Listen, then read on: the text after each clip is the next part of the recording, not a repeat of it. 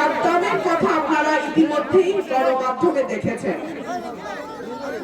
সাদ্দাম হোসেন ছাত্রলীগের একজন কর্মী ছিল।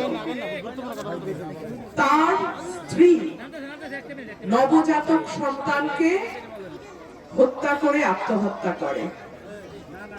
সাদ্দাম কারাগারে।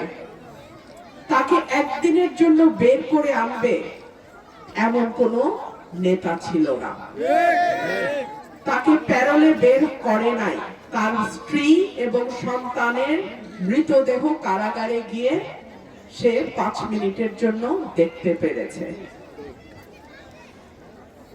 যাদের পেছনে সাদ্দামের মতো কর্মীরা গত 15 বছর রাজনীতি করেছে, যাদেরকে সাদ্দামের মতো কর্মীরা নেতা বানিয়েছে, তারা কিন্তু সাদ্দামের পরিবারের খবর নেয় নাই। সাদ্দাম হয়তো ছাত্রলীগ করত, কিন্তু ছাত্র দলেও তো এমন কর্মী ছিল 15 বছর।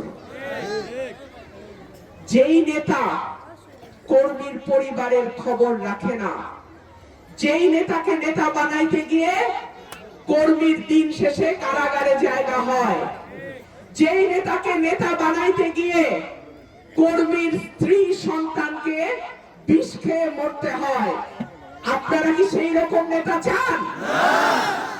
গত 15 বছর কুতুব, বড় বড় কুতুব বিএনপির মোবাইল টেলিফোন বন্ধ, নম্বর বিদেশি, কর্মীরা সেই নম্বর জানে না। ঠিক কি ঠিক না? কাকে পাইছিলেন তখন? আমাকে পাইছিলেন। নেতা বাছার সময়ও সাবধানে বাইছেন। ভাইরা আমার, সাদ্দামের পরিণতি যেন বাংলাদেশে কোন দলের কোন কর্মীর কপালে না ঘটে।